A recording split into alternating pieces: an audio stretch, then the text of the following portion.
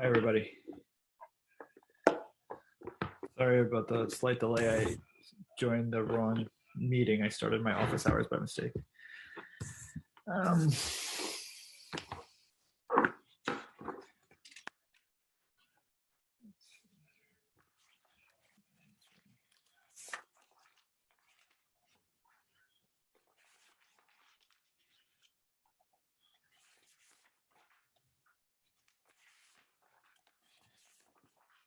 okay.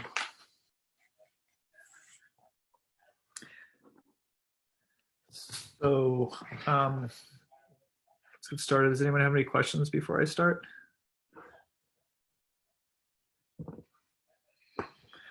All super clear, huh? Or the options are all super clear or all completely unintelligible.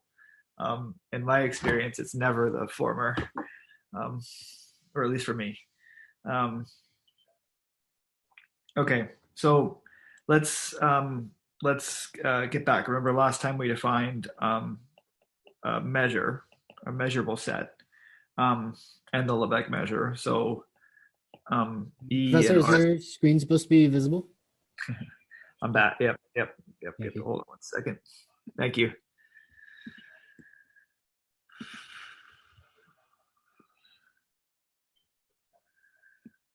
All right. So a subset E and RD is Lebesgue measurable if for every epsilon bigger than 0, there exists an open set O. Once I already said it was open. O and RD such that the exterior measure of such that E is inside of O, and to the exterior measure of O minus E is less than or equal to epsilon. And E measurable defined the measure of E, mu of E is just equal to its outer measure, or its exterior measure. Okay, so this is the definition of a measurable set and the Lebesgue measure. It's just the exterior measure for measurable sets. And last time we started proving properties. So I'm going to list the ones we proved already. Open sets are measurable.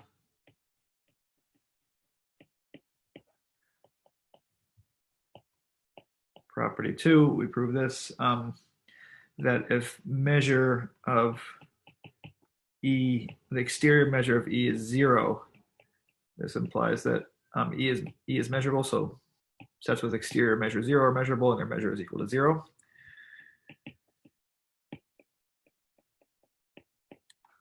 And if if F is inside of E,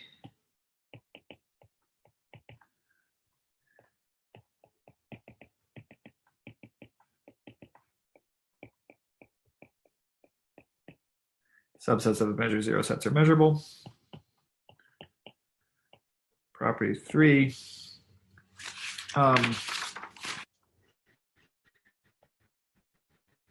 the countable unions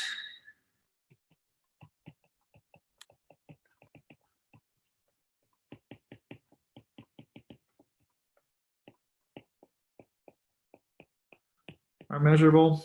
Property 4, this is the last one we proved last time, was that closed sets are measurable.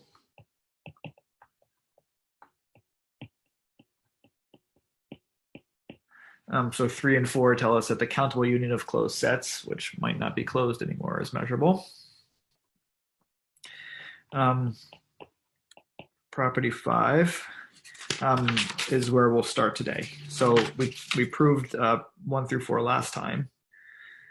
And property 5 is that the So we're on our way to proving using the normal operations of set theory and showing that measure is preserved under these normal operations. Property 5 is that the complement of a measurable set is measurable. So complements.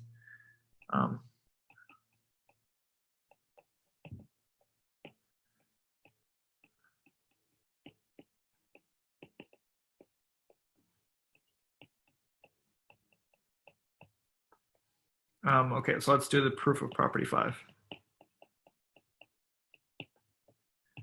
Let's take E measurable. And then we want to show that E complement is measurable.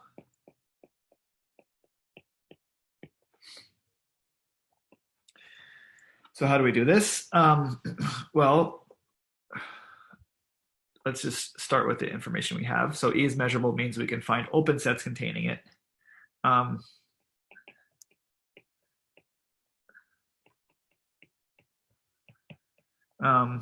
Can find ON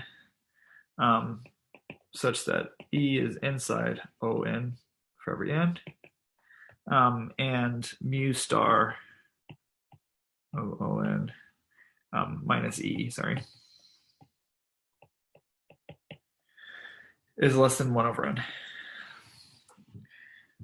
Right, for any epsilon, we can find an open set O so that contains E, so the measure of O minus E is less than epsilon, so we can do this with epsilon equals 1 over n for every n. Okay, so here's E. Here's O. O is open. ON, here are the ONs. Is closed, right? Since O is open set. Hence measurable.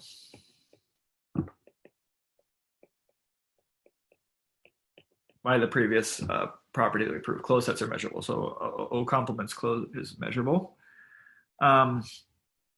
We also proved that countable unions are measurable, which implies that S, if I let S to be the union from n equals 1 to infinity of O and complement, this is measurable.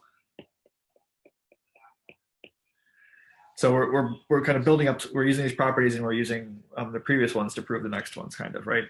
So this is also a measurable set. So I take union of all these O and complements. And note that since each of the ONs contains E, as this union is still inside of E complement, right? E complement is somehow everything out here, but the O complements are strictly outside of this. So even if I take union over all of them, they're all still contained in E complement, right?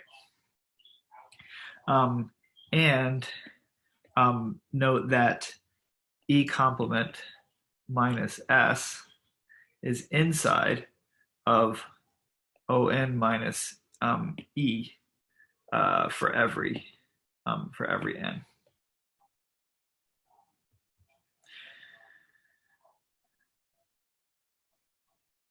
This requires a bit of thought, but I think I'll mess up the picture. So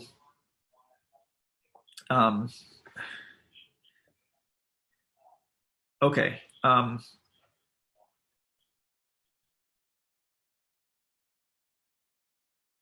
Right. So just up here. So you see ON minus E is this non-shaded region inside, right?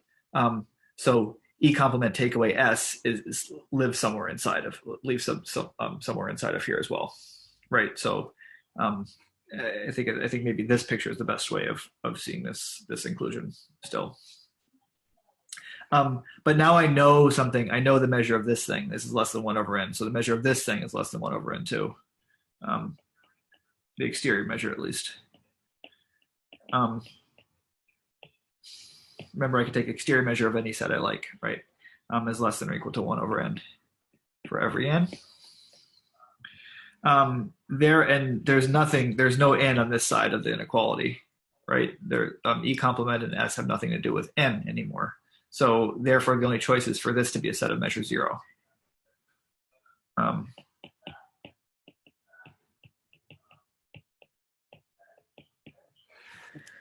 Right? Since the left-hand side is independent of n. So it's a set of measures, has exterior measure 0 since it's measurable.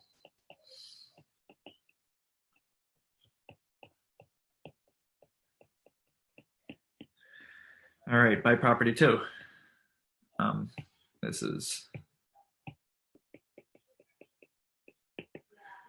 2 is a set of measure 0, but now I've kind of completed this game. So therefore, E complement, which is equal to E complement minus S union S, is now measurable. Since it's a union of 2 measurable sets. Right, we prove measures preserved under countable union, in fact. Okay, that's done. Since this is both of these sets are, we just worked to show both of these sets are measurable. Okay, so that's complements of measurable sets, but now we can, since we have complements and we have countable unions, we can pass to countable intersection as well. So property 6,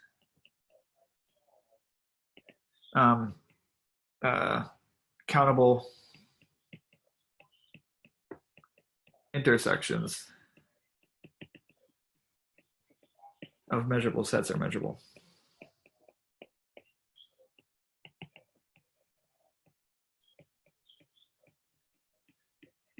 And the proof now just follows from our previous work. So intersection from j equals 1 to infinity of ej, where each of the ej's is measurable. Another way of writing this is as the union of j equals 1 to infinity of ej complements, which is a union of measurable sets complement. So there's just a set theoretic equality that does the trick for us. Now use, I think, property 3 and property 5.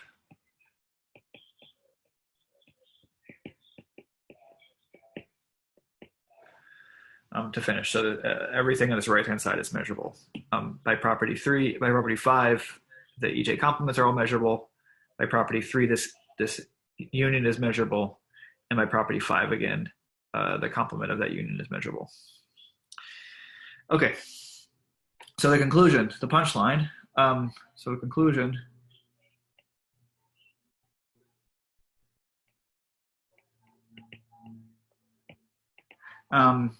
The set of measurable sets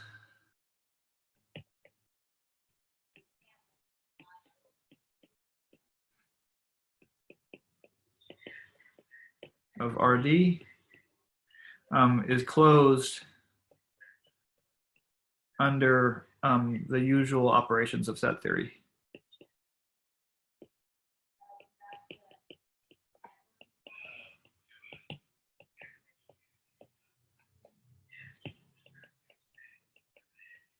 Countable union,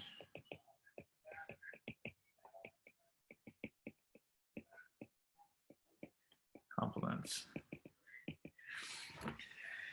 Okay. And maybe we'll give this a name. So the set of measurable sets, we'll call this script M of RD. This is a set of Lebesgue measurable sets of RD. So that's what we're called script N of RD. Okay, now remember we haven't quite finished proving the properties of the measurable sets that we wanted, namely the additivity property, countable additivity under for disjoint sets. But we're ready to now prove this now. So this is theorem 3.2. If EJ, these are elements of our disjoint. So if I have measurable sets EJ and they're disjoint, then the I let and I call E is the union of the EJs. Then the measure of E is equal to the sum from j equals 1 to infinity of the measures of the EJs. So we have additivity of Lebesgue measurable sets. Okay, the proof is we've kind of built all the tools already to prove this. So let's prove. So note that. So maybe we'll just we have this inequality is true, right? By countable subadditivity of exterior measure.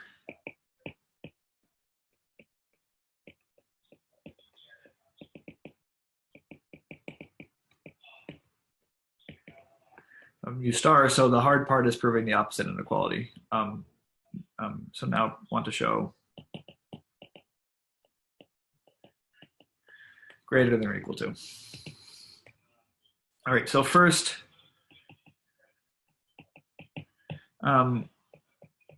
we'll try to handle a simpler case. So first assume all EJs are bounded sets.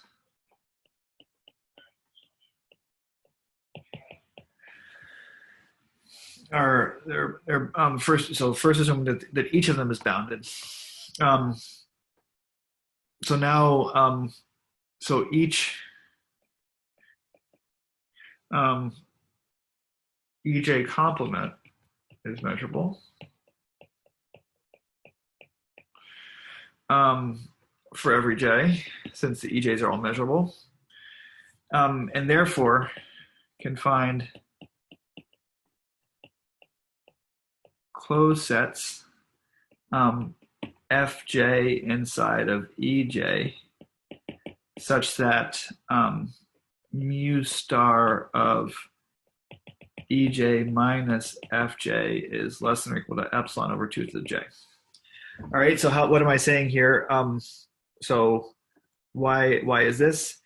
EJ complement measurable implies there exists OJ open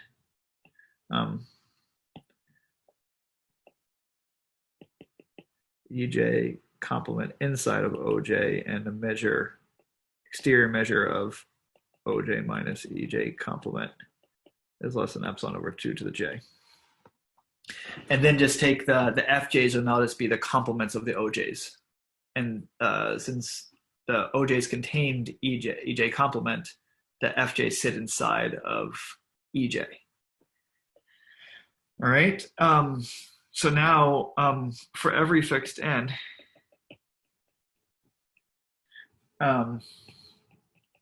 F1, Fn are, so the EJs are bounded. The FJs are closed subsets of a bounded set, so they're closed and bounded. So these are compact. Are compact and disjoint. And separated from each other, right? If I have compact disjoint, a finite collection of compact disjoint sets, then I can find a minimal distance between all of them, right? Because there are only finitely many of them. They're all compact.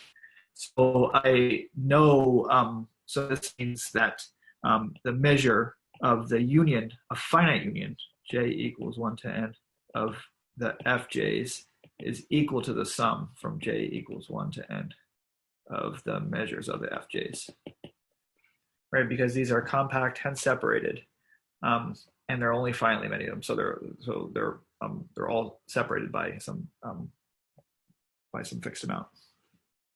But now look, the union from j equals 1 to n of each Fj is inside of E, right?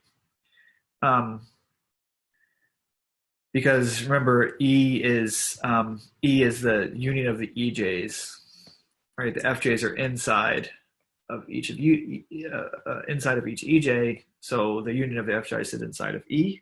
So this means now I've got my lower bound for the measure of E. So measure of E is bigger than or equal to the sum of from j equals 1 to n of the measures of the FJs, right? Using the above, the measure of their union is equal to their sum. So I have this inequality, which is by construction is bigger than or equal to the sum from j equals 1 to n of the measures of the FJ of the EJs themselves minus epsilon.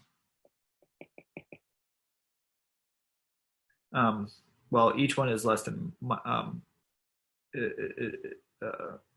so the difference between these two sets is less than epsilon over 2 to the j. After summing, I can just replace these by epsilon. So this then implies that the measure of E is bigger than or equal to the sum from j equals 1 to infinity measures of the EJs. Since epsilon is arbitrary. Okay, so this finishes the game when the EJs are bounded sets. But now if they're unbounded, I'm just going to put myself back in this situation by intersecting the EJs with bounded sets. So in general,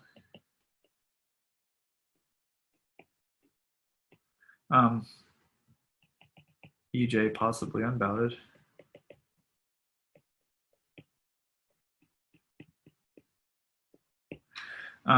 Fine.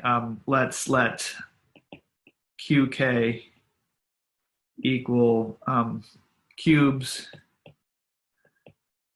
that exhaust RD. So I just take each QK sitting inside QK plus 1. So just take cubes centered at the origin, say, of radius K, and then just take bigger and bigger cubes, and then the union of the union of the QKs is equal to RD.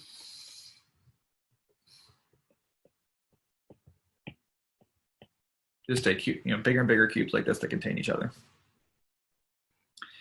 Now let S1 is equal to Q1. And then inductively define SK is equal to QK minus QK minus 1.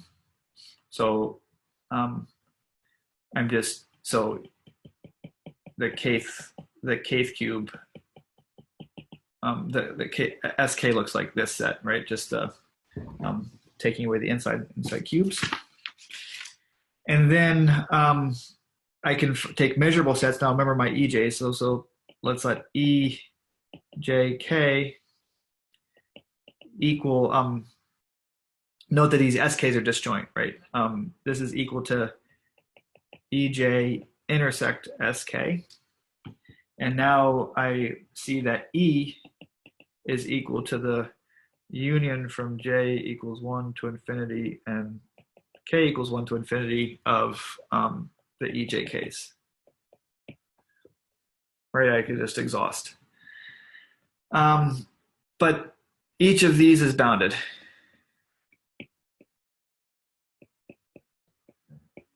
So if I take the union over K's and disjoint, right? So the union over K's of the EJK's has this property. I can use the first part of the first proof is what I'm trying to say. They're bounded and disjoint,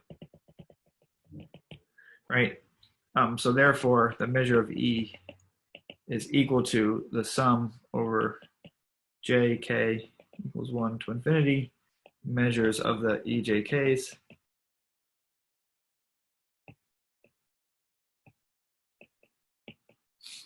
right? By each is bounded and disjoint, so I can apply the first thing that I already proved, which is now just equal. I can sum over J. Sum equals J infinity to sum. just rewriting the sum like that for clarity. And then this is just equal to sum from j equals 1 to infinity. I can sum over k, right? And I get mu ej. Right, I chop up, what I'm doing is chopping up each ej into disjoint sectors as well. Okay. Bounded disjoint sectors as well. Okay, so that's it. Any questions about where we are?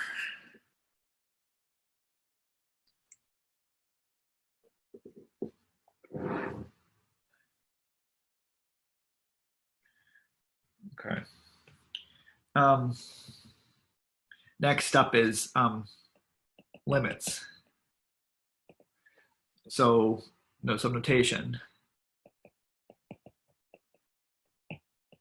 We'll write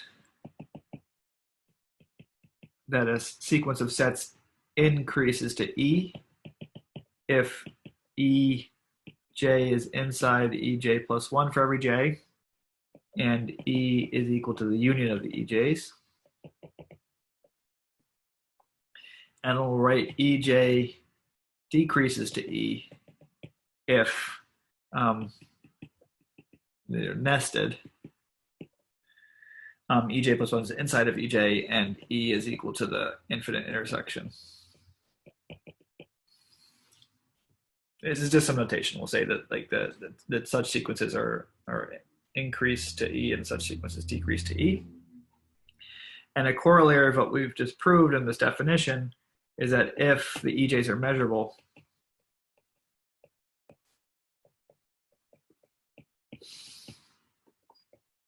then if the EKs increase to E, this implies that measure of E is in fact equal to the limit as K goes to infinity of the measure of the EKs. And 2, if the EKs decrease to E and measure of EK is finite for some K. So at some K, after at least one of the sets is finite, and then after one of them is finite, the rest of them all have finite measure as well. Then the measure of E is equal to the limit. And this for part 2. For 2, finiteness is necessary since otherwise you have the example En is, say, the open interval from n to infinity for each n. Then each of these has infinite measure, but then their infinite intersection is empty, right? And so the 2 doesn't make sense if you have such counterexamples for 2 in the case that all the sets have infinite measure. But as soon as one of them has finite measure, then the statement makes sense. Okay, so quick question. Yeah. Are we assuming for the theorem that E is measurable, or is part of the statement that if EK increases to E, then E is measurable? E is measurable. And okay, so we implicit in this definition, E is just this union of measurable sets. Right. So we proved already that E is measurable. It's more about computing them. It's more just about computing the measure of E. Got it. Yeah. Same with this decreasing sets as well. We already proved that countable union or countable intersection preserves measure. So how do we prove this? Okay, so it's more of the same games. So let's let now G1 is equal to E1. G2 is equal to E2 minus E1. So we're going to create some disjointness. We're going to create disjointness now and use additivity. gk is equal to ek minus 1. Each gk is measurable and disjoint, and they're disjoint from each other. And E is equal to the union of the gk's. Therefore, measure of E is equal to the sum of the measures of the gk's, which is equal to the limit as n goes to infinity of the sum from k equals 1. So it's equal to the infinite sum, which I can rewrite as what I mean by infinite sum is limit of partial sums, right? So this is the definition of the infinite sum, measure of gk's, which is now just equal to the limit as n goes to infinity of the measures of the unions of the gk's. Since these are disjoint, I can go backwards like this.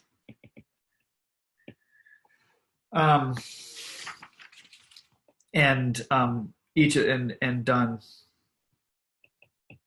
since E and sorry, this should be n. Done since the union from k equals 1 to n of gk. This is equal to en. Okay. And for the intersection, we're going to play yet another similar game. So again, remember that each of these are bounded. So since we care about this asymptotic behavior, we can throw away the unbounded ones and start with the first bounded one. So without loss of generality, the measure of E1 is finite, say. So, and then let's let GK, again, is equal to EK, but now minus EK plus 1. For every K, so similar game. And then E1 is equal to E union, the countable union from K equals 1 to infinity of the GKs. The first set is equal to this union. But now, measure of E1, and this is a disjoint union.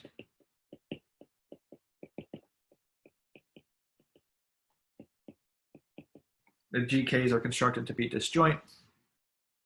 And since I'm taking away the K plus 1 set from everyone, then E is in none of these sets as well. Right? E is disjoint from all of these sets as well.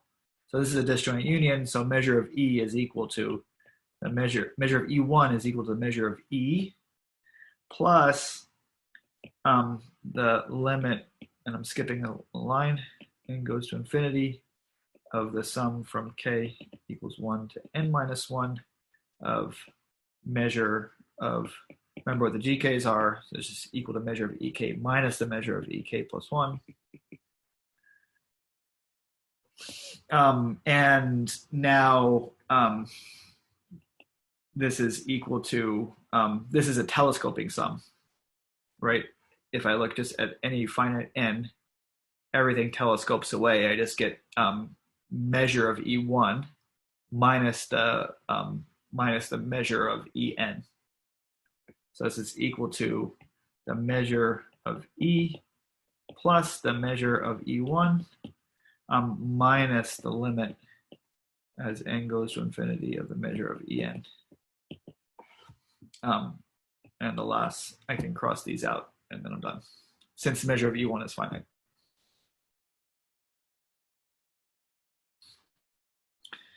Okay.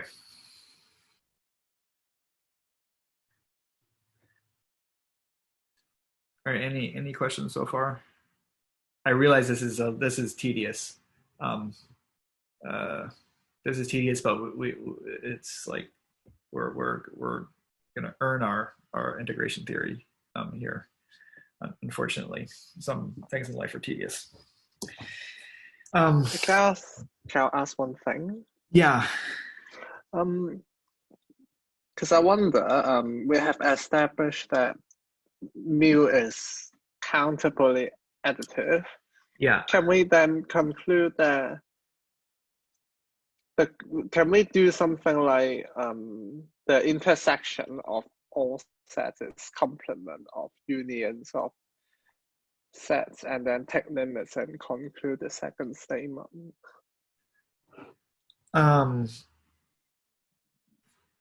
you go again? So the second statement, you want to take.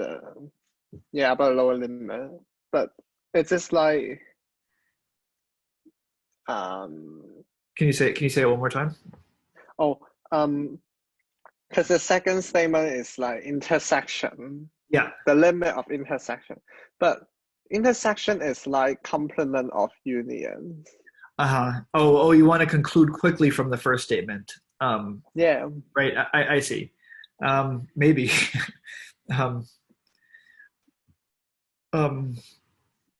Maybe. I think the only like you're right. They look somewhat dual to each other. I'm not sure. I can't quite do it in my head. But the key point in all these in this proof was just like you said, applying countable additivity somehow, but then also rephrasing something as a limit, like reinterpreting something as a limit. Yeah, but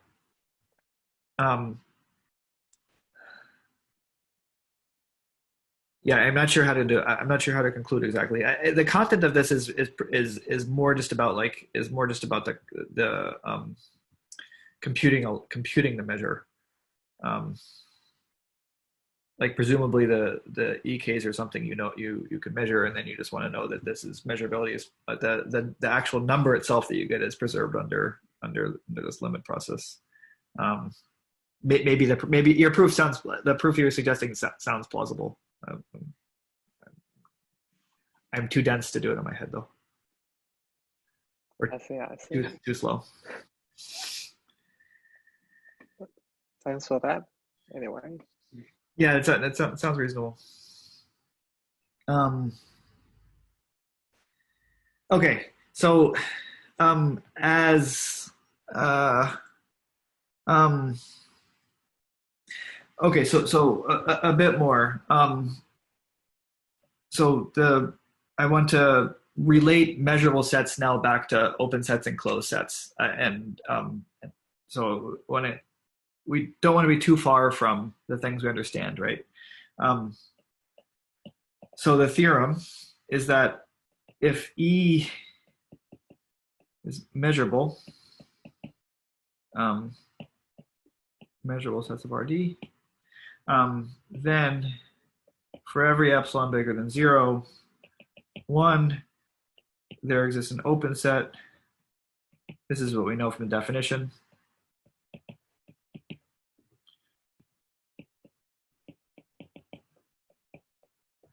Two, I can find a closed set inside.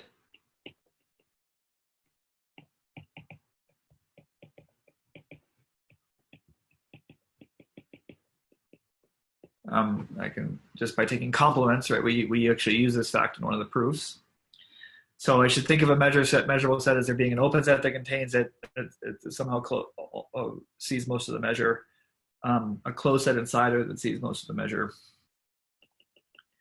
3, if measure of E is finite, then not only can I find closed set, I can find there exists a compact set K inside E, such that measure of E minus K is equal. So if I have a finite measurable set, I can stick a compact set inside of it and almost exhaust the measure.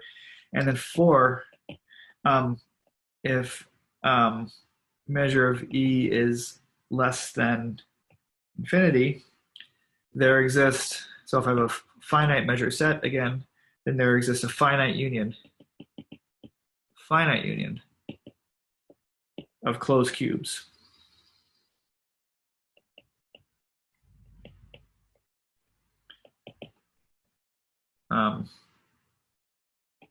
F, I'll call this F, is equal to the union from J equals 1 to N of QJs, such that the measure of the, I'll define this language, this notation in a second, the symmetric difference between E and F is less than epsilon. So where E is called the symmetric difference, this is defined to be E take away F union F take away E. So this is called symmetric difference. And it's equal to all points in either E or F, but not both.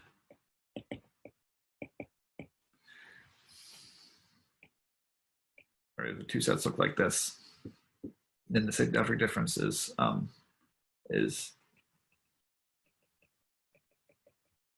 everything but the intersecting part of the sets.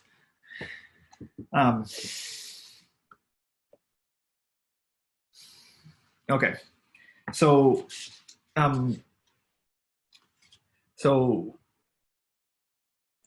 this should help you think about measurable sets.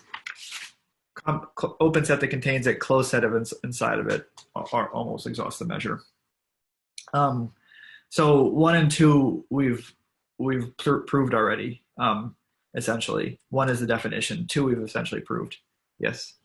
Should it be the mu star, the exterior measure, or does the normal Lebesgue measure? This is Lebesgue measure. Yeah. So in particular, the set is measurable, and it's like then its Lebesgue measure is his exterior measure, right? So yeah. So answer your question is like yes, but now we can remove the star now, since everything in the picture is measurable. Okay. So let's prove 3, namely that I can find compact sets inside of a finite measure set.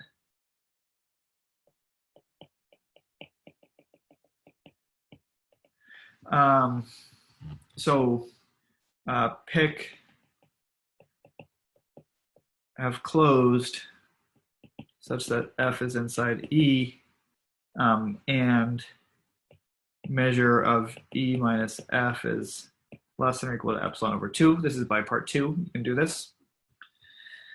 Then for every n, let Bn equals ball of radius n.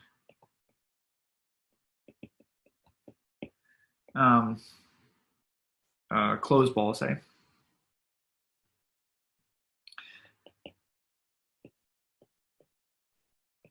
This means that if I let Kn to be equal to F intersect Bn, these are each compact.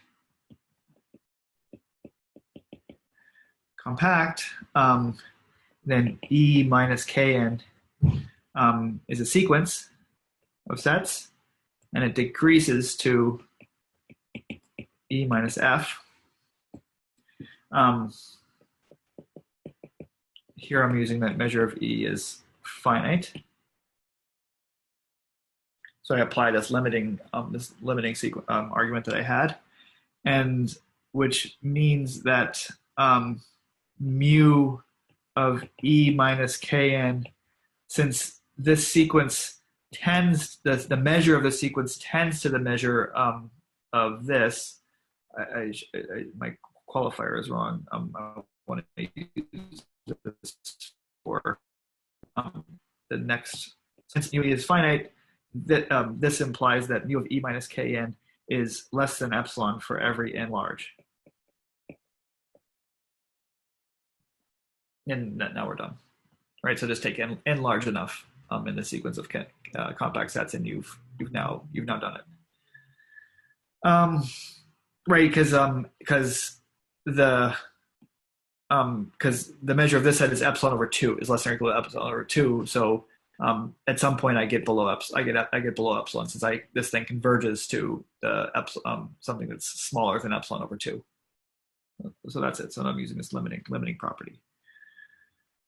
Okay, the last statement about the symmetric difference now. I want to find finite, if I have a finite measure set, in fact, I can just find a finite union of closed cubes that not only almost exhausts the measure, but I have the stronger property of the symmetric difference being small.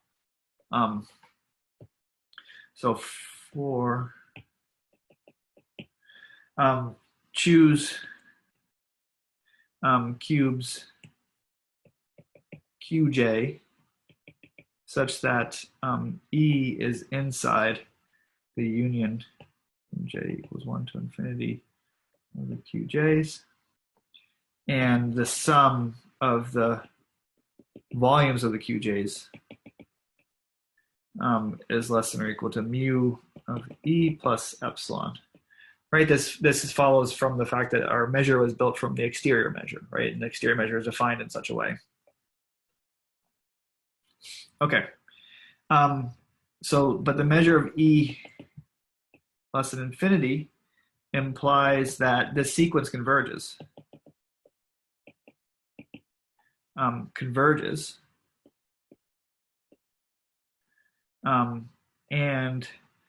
there exists a capital N in particular, such that the tail of the sequence j equals, say, n plus 1 to infinity is less than epsilon. So I can throw away the tail, and the tail has an arbitrarily small measure because I have a convergent sequence of numbers, right? Now set f to be equal to the union from j equals 1 to n, just the first n, of course, of these qj's. And then the measure of the symmetric difference, E symmetric difference of f, is equal to the measure of E minus f plus the measure of f minus E.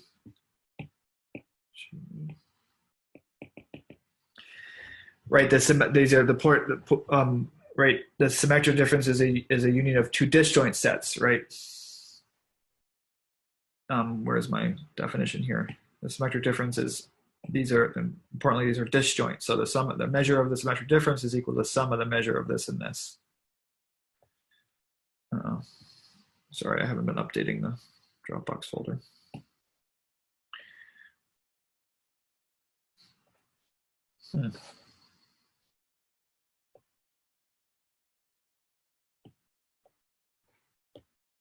Okay, sorry.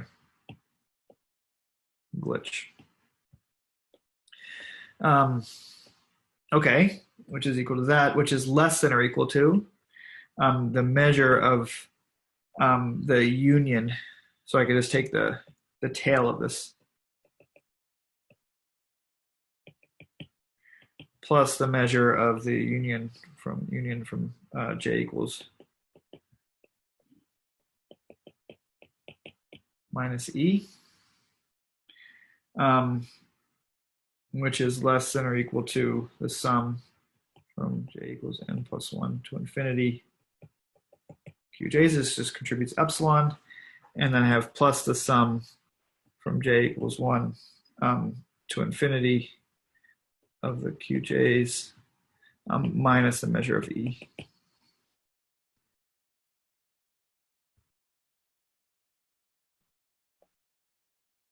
Which is less than or equal to 2 epsilon.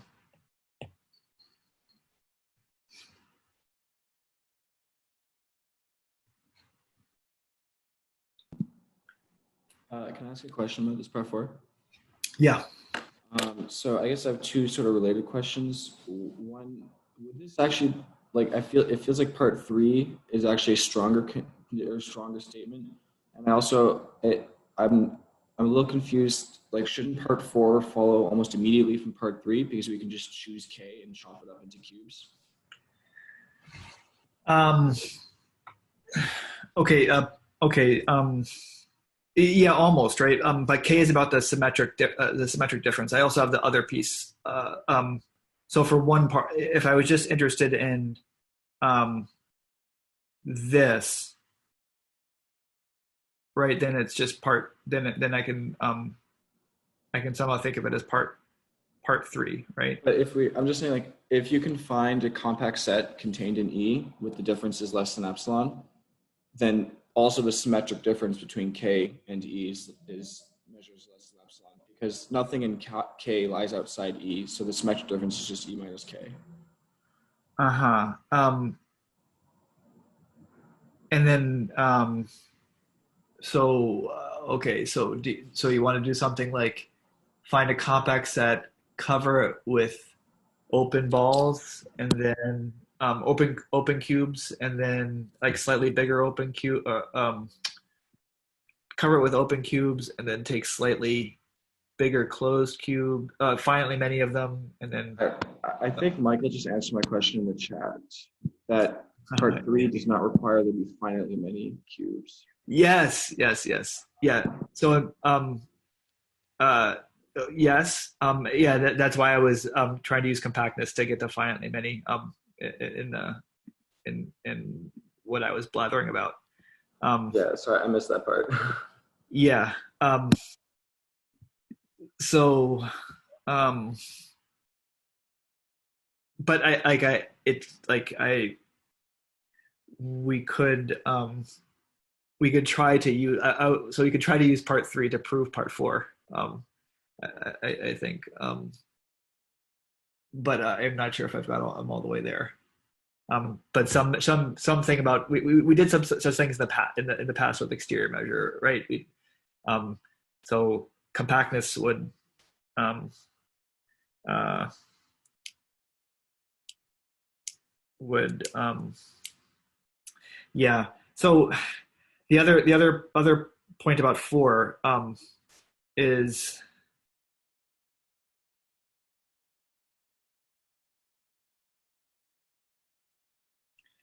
yeah, it may be the case we could get to four from three, but it requires some argument is all I'm saying too, right? And then we can argue about whether or not whatever argument we use is harder or less hard than this argument that I gave. But I have no doubt that you have some other you can argue differently to get four. Um, yeah. Okay. And so now I like we're kind of reaping the what is it? Yeah, we're reaping the benefits of our hard work now. Now we're getting to understand measurability, and also we've answered all the three criteria that we started in the beginning. So we've proved. Well, I'm not gonna. I won't have proved all of these. I'm gonna state some. A few of them are in your homework. So so we have one countable additivity.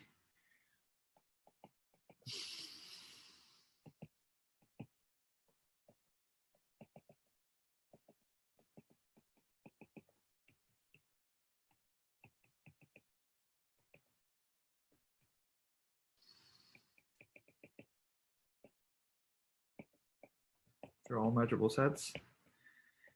Two, translation invariance.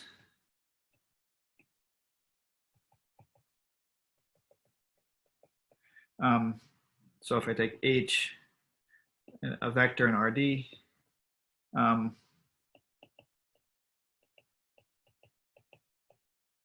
E plus H.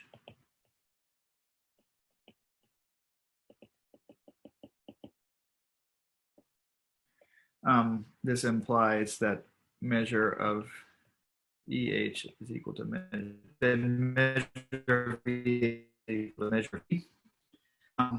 The proof of this true for cubes, then use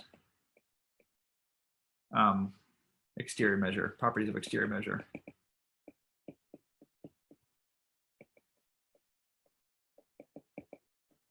So this is true if for a cube, and then use the properties of definition of exterior measure to get there. 3, dilation.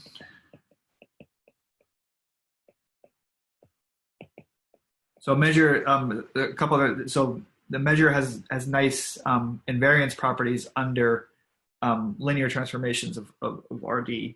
So if I have delta bigger than 0, so this is just, one is just taking a set and shifting it by h, translating by h. Next, I can dilate the set, let delta E equal the set delta times x such that x is an E.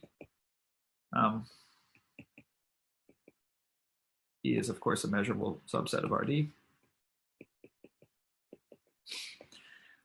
Then measure of delta E is equal to delta times the measure of E. No, sorry. Whoa, delta to the D times measure of E. 4, where D is the dimension, right? Reflection. If minus E is equal to the set of all minus x such that x is an E. X is an E, sorry. The measure of minus E is equal to measure of E. And in 5, in fact, any linear transformation L, or A rather,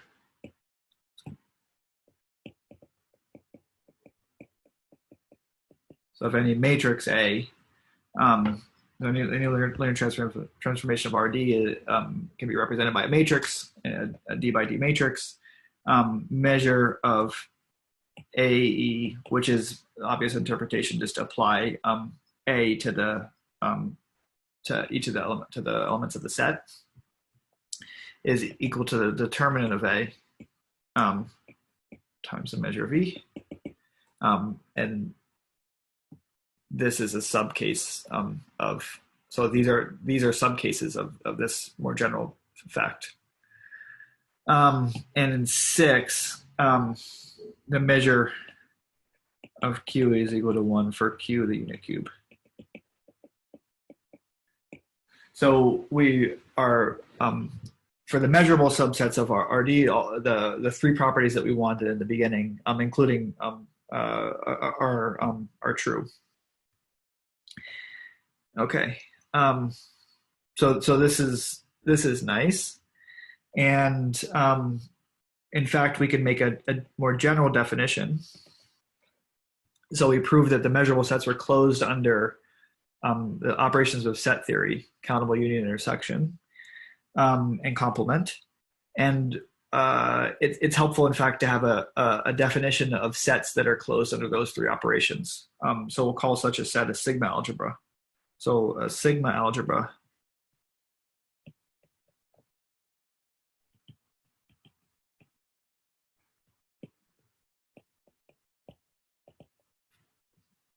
is defined to be a collection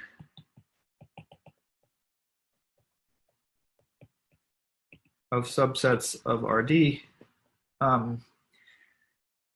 such that it is closed under countable union, countable intersection,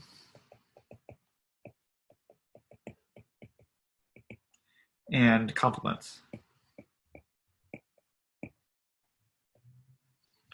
So if you have any element of the sigma algebra or any countable collection, you can take union and still stay inside the sigma algebra. You take countable intersections and you're still inside the sigma algebra. And if you take any subset of the sigma algebra and take its complement, then that's also an element of the set in sigma algebra. So to succinctly summarize what we proved before, the measurable sets of RD is a sigma algebra.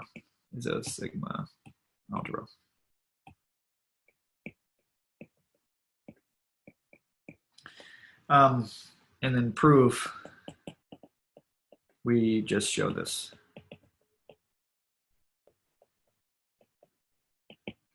Okay, so this is what we've been proving. We could have stated it like this. Okay, so this is a sigma algebra. Um, um, it's a bit unwieldy, and it's helpful sometimes to have um, work with different sigma algebras. So one particularly nice sigma algebra definition, I'll write script B of RD to be defined to be the Borel sigma algebra.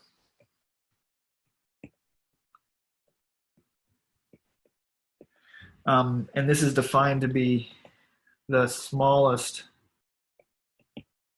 sigma algebra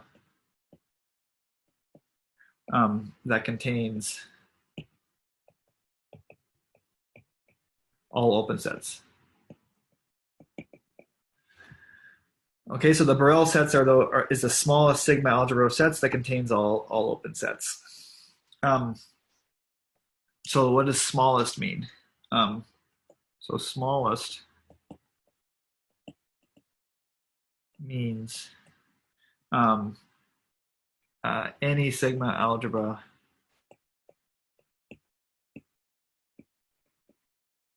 S such that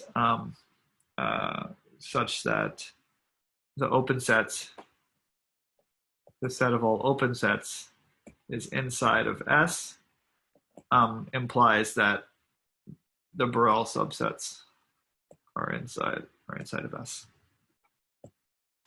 So this is, in this sense, is the smallest. If you take any sigma algebra that contains the open sets, the Borel subset is supposed to be inside of it. Therefore, you can characterize the Borel sets, the Borel sigma algebra, as the intersection of all S's, which are sigma algebras, such that the open sets are inside S. So just take intersection of all sigma algebras that contain the open sets. This is not an empty intersection, right? Because the measurables, we just proved the measurable subsets contain all open sets, right? All open sets are measurable. And we proved the measurable sets are a sigma algebra. So there's at least one sigma algebra that contains all the open sets. And the natural, so meaning this, the Borel sets are this characterization of them, and the fact that this is not empty means that they exist, right? This object exists, and it's unique, right? It's the intersection. It's uniquely defined. So it's a well-defined sigma algebra. And note that this is necessarily inside of the measurable sets, the Lebesgue measurable sets.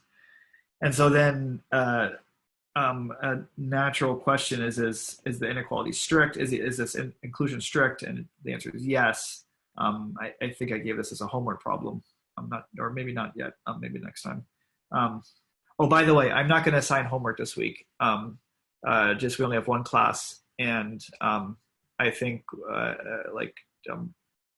want to develop some more material before you guys have like 3 homeworks in a row, kind of doing the same type of problems. So I'm going to just pause the homework for due next Friday, and just give you a week off from homework, and then have homework for the next week after. Maybe I'll give the homework a little early if you want to, so you can kind of choose which week you want off. No, maybe not. But I don't want you to be racing too far ahead. I don't know why. Let me think about that. So the note I wanted to make is that these are not equal to each other. The Borel sigma algebra is strictly smaller than the measurable sets. And in fact,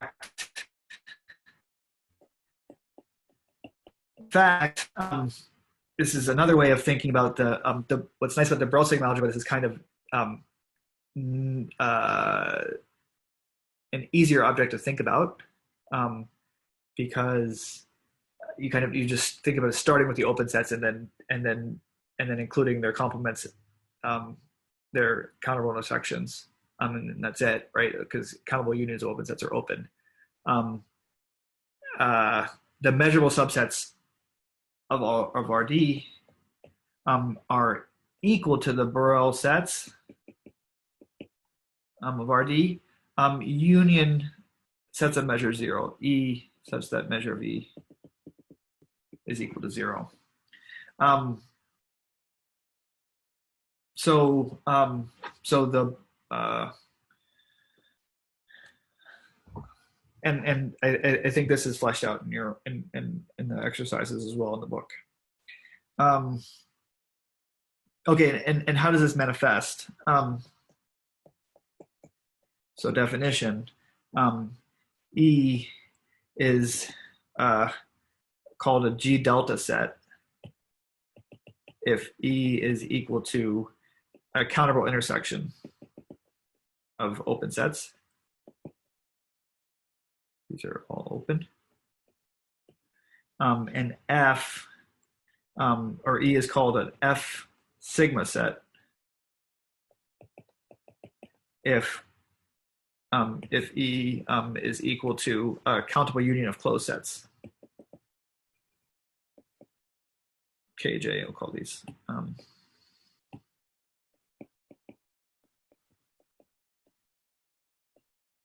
Right, the countable intersection of open sets is not necessarily open, but we'll call such a thing. It's not an unnatural object, right? So we'll give this thing a name. They're called G delta sets, and then a union of closed sets is not necessarily closed, but this is still not an unnatural object, especially from the perspective of like what happens in a sigma algebra, right? So we'll give such sets a name. We'll call it F sigma sets, and these are this is kind of classical notation. It's a little funny looking, but it's classical notation. You can look in your book for the original German. So the I think they're from German, or French maybe. I can't remember. This is one of the French or German words. Maybe French. Probably French. I just looked it up, by the way. Yeah, French. Apparently the F is from French and the G is from German. Yeah, I was remembering F is Fermat, right? Yeah. Right, yeah. And G, okay, that's hence my some semblance of peace for the or compromise, at least in the world of measure.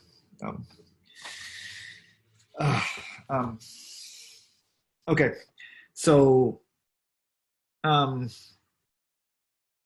so the proposition is that another characterization of measurable sets. So E is measurable.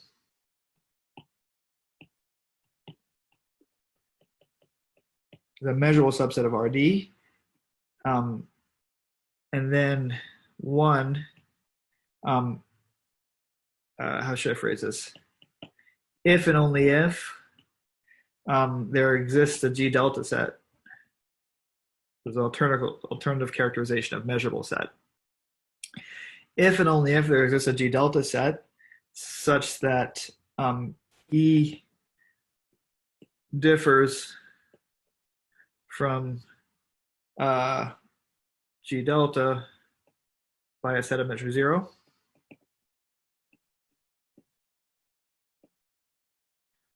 So E is almost a G delta set.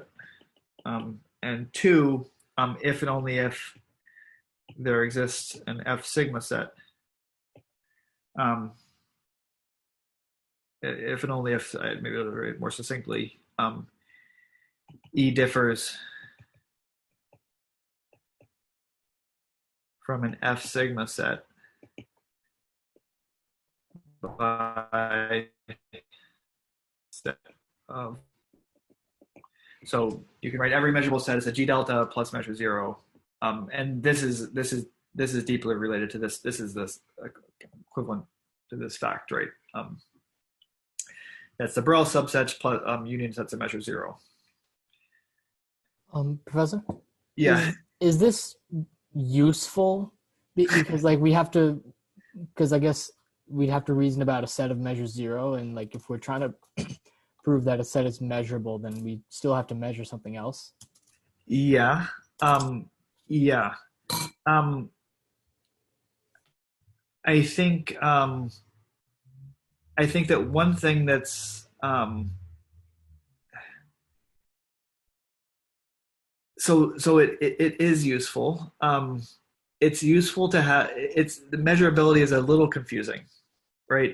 Which sets are which sets are measurable are a little confusing. So just a very just a conceptual answer, like as many alternative characterizations of measurable sets as you can get it is useful just to help clarify what's going on here. So I think your question was more like useful in practice, right? And I'd say I'd say somehow yes as well.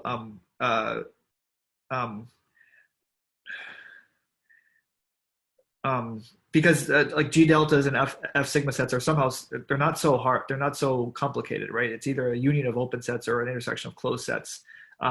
Whereas those objects, uh,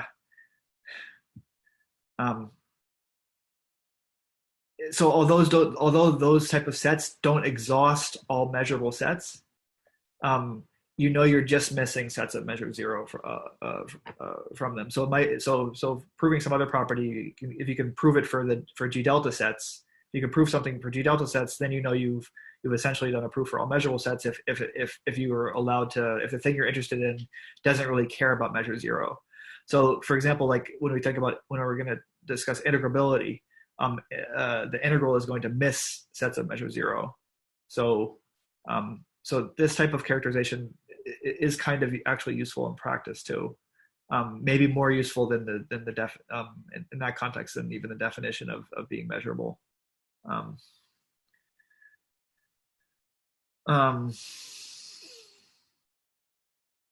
But yeah, this is all that this is all a bit painful, and I understand that it seems like we're getting more and more abstract. Right? We started with cubes and stuff like that, and now all of a sudden we have these G deltas, F sigmas. But in some sense, this becomes unavoidable.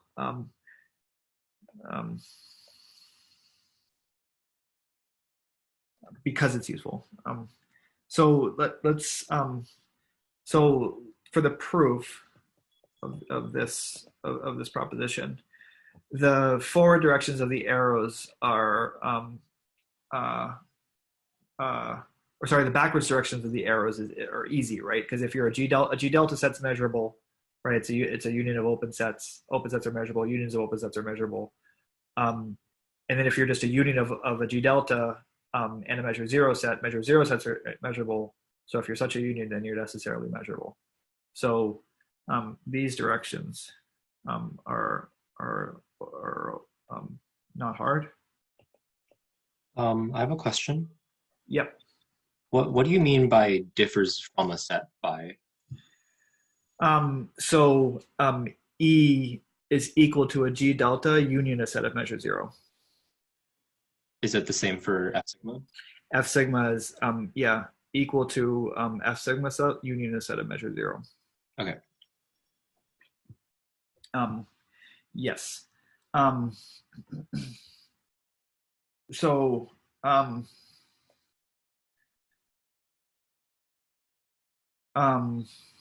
okay. So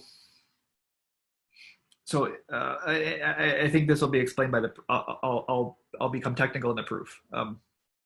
So you'll see it'll be clear what I mean, given what I write down in a second. So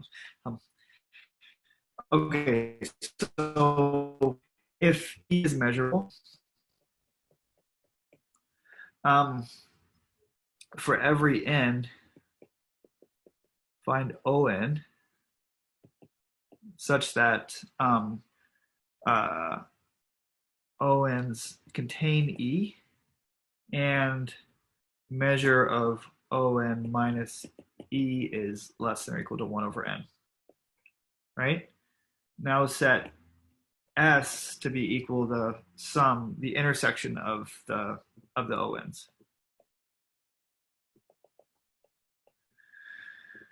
This is G delta, right? It's an intersection of open sets. And E is inside of S, right? E is inside of all of these ONs, so it's inside their intersection. And S minus E is inside ON minus E for every n, right? So the measure of S minus E is less than or equal to 1 over n.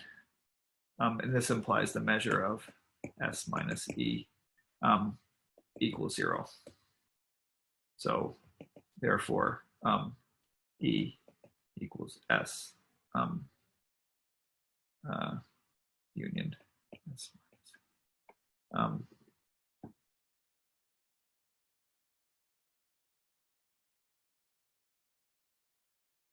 What am I doing?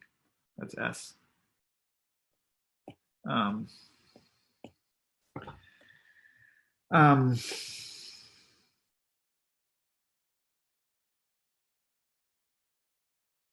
Yeah, their symmetric difference is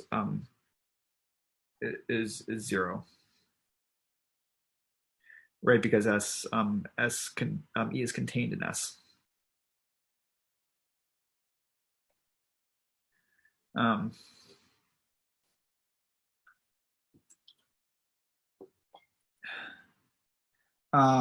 Okay.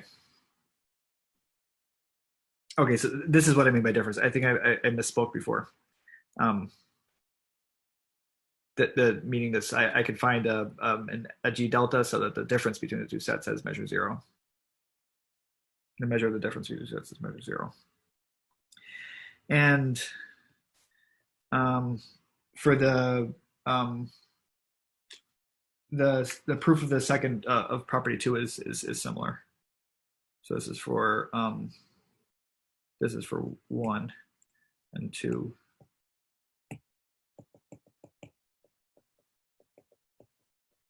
Similar. Okay. It's 353. Maybe I'll stop here. The next topic is going to be measurable functions. So we're going to now I'm trying to understand the class of functions for which we can integrate in some sense. So we'll start that on Tuesday. Any questions at the end of the class? I'll also have office hours at 4. Professor, can you synchronize the file? Oh, sorry. Yes. Thank you. Sorry, I forgot to do this throughout the whole lecture. I'm sorry. It should be backing up now. I just have one question. So if Yeah. that E is like a F sigma set, if it can be like written as a union of closed sets, can you say that it can be written as a union of compact sets as well? Yeah, right. I think I guess if once you write it as a union of closed sets, then you can just take each of those closed sets and intersect them with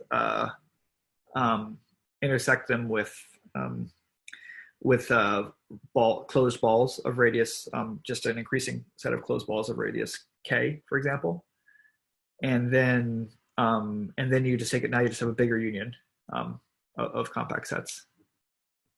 Okay, thanks. Yeah. So yes. Yeah. It seems to work. I can't always see everybody.